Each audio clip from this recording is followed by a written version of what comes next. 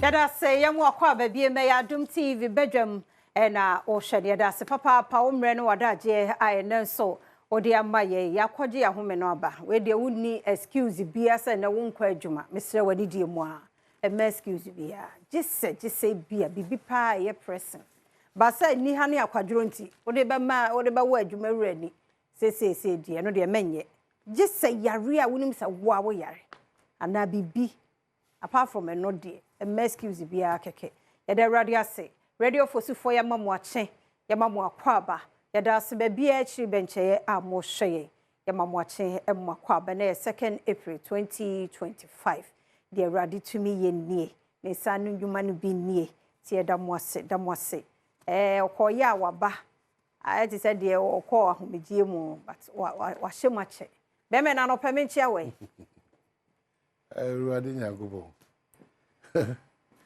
aje ye mama fishapa ye mama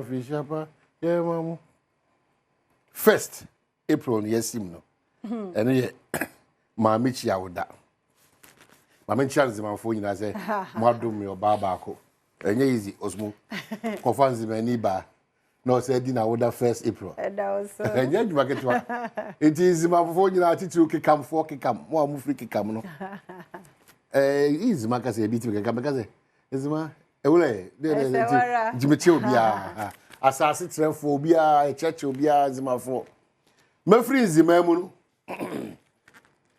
na masre omomwo atifi mantem ni framantem titu framantem fo se ne de mo ana munim na mo de adom ye na mo de afam ye timechia framantem fo nyina votarege fo nyina mechiache obia ene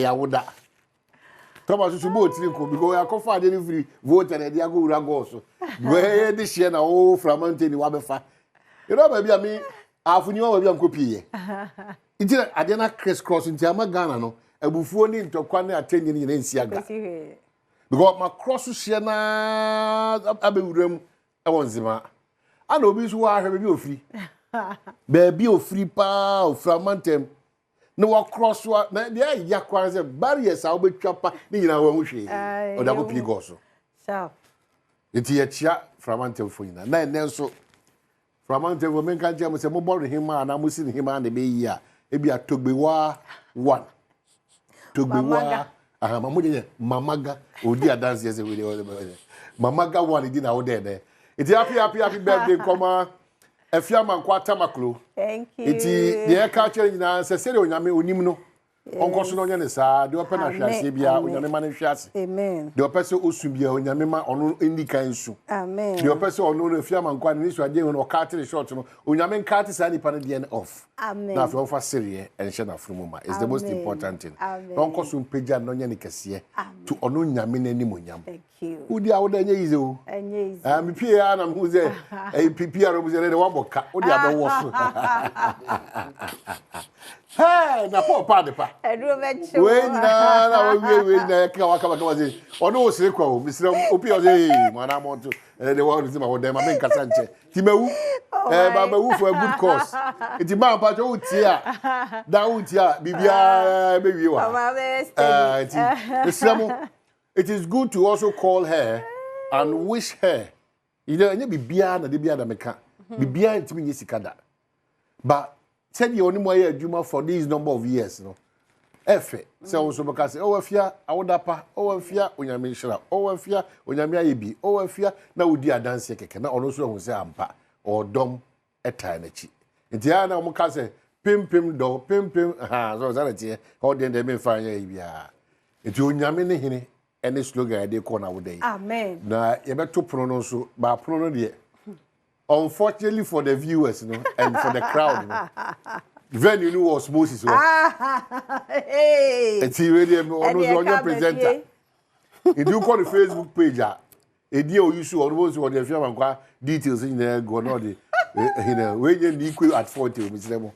Yeah. Said Obi and independence anyway. I really do have better. All right, Jacopo. Yeah, the Yamiasi, or the Dafo from Sache, or the Busumi for Frache, Mammy show cry say, Busumi beyond the Bia that I am pregnant with a lot of positives. A per se, nkunimdie yedie adesua akwantuo awarepa sika adwuma impuntuo any promotion it pick it the month of April in April month we second year am so me 17th now say so at that third say 15th do baby into your third 15th 14th 17th 19th be ehyehyehye mu saa wona ya wa 4th ni 5th so into April bosu me nan ya wa 9th so the April bosu me nan kasa supposed to April oh wow so April bosu me nan kasa me catch say enema pa bibiri o mu de won just tap into it we yi o ma kanko Oma bambo, or for bambo and two maswa. Debi Adameka is very, very important. I usually 7th. I usually 7th. Oh, okay. Hey, any Ubano is sharp. Yeah, because April the Unia. Yeah, Ushima is also the pen. You know, it is somehow do after the Overcast and the Bremen my home coin. More insurance so tough farm on your money, your baby in ano. You be kasi be this uncle in our one say. But we say a lot has happened. Only Adam for a cremoni crowd down here be we. Go ahead in Yamiadum. The now phone creme for the name no watching the same box no omo de bi buy you know and just abri bi ni ba e bi chief mu bre afro nyame adom je fanko yen kokko no so e ko more you know enti bibia e ko kama me gidi se so e ko kama vema me dey ready this week this month you know so nyame e shira pa dia there's a problem let's all check one case abrabo and some so see Ghana sir bebre see Ghana you know and some bebre see Ghana me sremo mo ade bia da mo de amanyo sem eye ye mpanyimfo no ho sem na wo ko social media na ko utieti the body central ne eye nyanum bi ma na nsem mo keka fa mampanya be de akire na why say no why say mesremo se di agora ensem fata sa anaja bedu sam pepe so ebri bia da me ka se se adweno man ne ho ne live as rational human beings ne nhwe ye se de amanyo sem entity yentem anayemfa yenko osayi mu. We are picking the bad aspects of democracy and leaving out the good ones. And until you continue practicing a dysfunctional democracy. Asemba, the amman yourself in a solve situation. And to both say, amman yourself in a solve situation, you know, na you ni sibre. It's very, very important. So, and somehow do I told you a Democrat him, the ability my whole coin, and afi online, so the ability my whole coin, but I can assure you, Galam say a collective fight. Yenyi amanyo sem film because none of that NDC the amanyo sem. Emma era Sam George kikan sama kese it takes a useless government don't mean so a illegal mining. But yen fasa approach no. Abeye nyina collective response. O de otu kwan ko mountain so a. There yan say all the ministers of my baba ko na minister abadi akire. During the MPP time na mfichire pe na illegal mining. They were ben so sa pepe and look at the west. You cannot directly blame them. We all have a responsibility. But it's as ya man yourself, sir. Bibia near the ya man yourself. Sir. And now can't buy way the and I buy pay from no money. But when you are in a position, oh Casasa, as if you grab magic wand. It is your minimum form. We have a responsibility. At the same time, foreign minister. Now look big, obi yare resort no man, obi yare resort no man. And then young Cassia vice president, even know. We should decide that. Yes, she share no way. Said be a bribi beduno. Sa kontu the amount for come on o ka homes make on in an obe brass near Timasha ya this year one see. And they what as another that and then Casania way.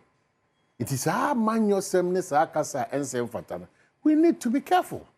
Now you want to say we are say Ghana a port I na mu nyina a port kama national security for BNI for and paying for them e gusunia keka na ye de say ye containers ECG containers ayera na no say the ayer amanya sem na ye sere ayero money how because say container ebro 1000 to me radia wo na akofa I10 any a force bill mi no bi aba no de say na wo ye nchira na wa yerem. So we should live as serious and responsible people in this country, not just because we are Ghana and NDC or something. Whatever the NDC is doing or the MPP has done continues to be right. Very dangerous. If you're online stories, yeah, online, adomonline.com. Now we are a hosamo. Yes, it you don't Kyidomhene of Mampong Brofoyedru murd. Now me betanya happy news share dinner. Kyidomhene of Mampong Brofoyedru. I know Mampong Brofoyedru. Yeah, Mampong, yeah. Wow. serious. Ana. Ntino. Obadomonline.com eno na wo ho ena no pay me so already fosufo ya mamwache emomo akwaba se mode afidie no ato ha nti ya sha se de bonkrata no na wo de bansan foforo mu se the news no ya de abramo no a ya se bonsa ensuo no ya chi nipa du baako ho emu no wo mutu efam agudie no ensuo no omugusutu na no de aya na mfiri oba ampa omugusutu wani kwa de nya bere eko ho ekotwa afonyini meni obi nyina na ejina ho na rasta na me na do me na rasta ya no musa ka kire say pa enfo mo international court enkusi aga omo na nya kokudro ka e na nya obi asa NDC fo they openly tell you so say na MPP fo did ye nya kokudro e ba o be ka we kire o ma na eti ye wa amane kese da yanim ye bebre ti 11 ya kire wo mo nti ho so asem eno no minority so as a maritime security I was for a year mo bambo no e poso bambo no I was a year mo pa because na say ah sem say ya kire ya penny for am say be mienu asem yen say bi shape no mo de na mo no ipa bonfo e bi a kire wo mo but omo ye hwehwe mu if you na percent ya so be see woro no serious why yes omo ye 6 aba yes omo ye 6 mienu awu Adam so much me yi ba se wo mo hwehwe bi so tie no galamse agu wono mo eso no akra chesa ade no me nyai ti wonyai adomonline.com and nkramofo so Muslims in voter region urge to support government reset agenda and also news no mo ye de bremo say chief imam ono e wo voter region say aban ni so ade hunu so obe reset o man Ghana no ye nyina ye nta no chi say be betumi abo ma numa mpuntuo atumi akoso e wo maimu ha nyina no adomonline.com unya bra jina so na fe won so kenkan bi okay so anyway see on some how to do the broadcast the be my daily break say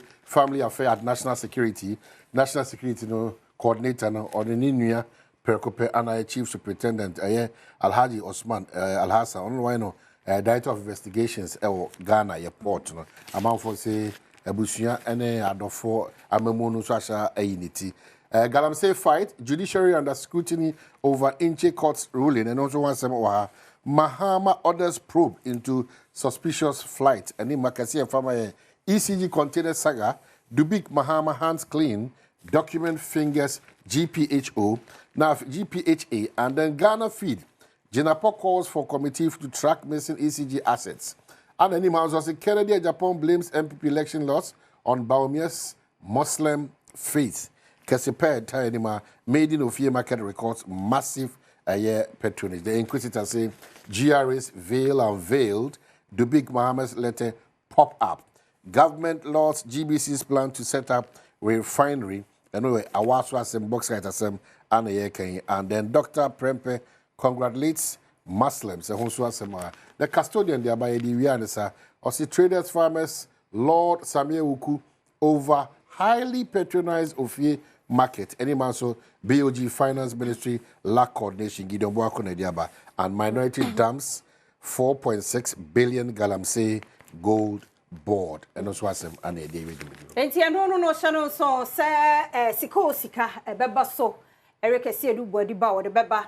Kwesi so the assembly ka ye wie pa assembly ka to so ye wie ya na assembly ka to so he so draw no ebesi de wo hia ye star 281 hash star 281 hash na option 4,000 na wo 1,000 na wo ko twagum 10 cedi bo ho say machine na apeke wo na say wo so ode adi enti amano emo so hu jackpot nkofo akukuru 10k wo so yiye ne kakra say ya opportunity ni na ye mfa nkoye nim ti asemidi kan ye wie ya na to so no na afi dwumadie no enkaye ehhehye so health tips nso ebeba agudie mu nsam ewo ho ahosepe beba na afi pensem mu nso ato so eno ne bedwam dwumadie ya ye de ebramu ma menchia da 20 miame papa no wo US da 20 nyankopon hira wa no pay se wo hwa ye da se beda se ne adoye a uguso ye edema me mani so papa na nipa ba ku bi wa surprise ma no pay de wow nyamisha je for pa nyamisha medase obia mahu se wish ne baba ko nyamisha mo onya mo kese ehira mo kagu me so no enye double emfa mo nyina nso nyamisha mo ene ye Esther Ann aya ne no makeup nso ne birthday nti wa woni Esther Anjemfu a wo shena happy birthday nti Esther nyame show onye okese kusi se obeye kese pa na me a me doba ai awokoko aje enenso ya awokoko aje ne birthday nti awo nyame show onye okese kusi se obeye kese pa birthday for no dos yetnasia edini nyina so be bro mako nyame show nti ya wiyo no radio fosifo ya chiamo ya da se papa ye kwa se midika etwaso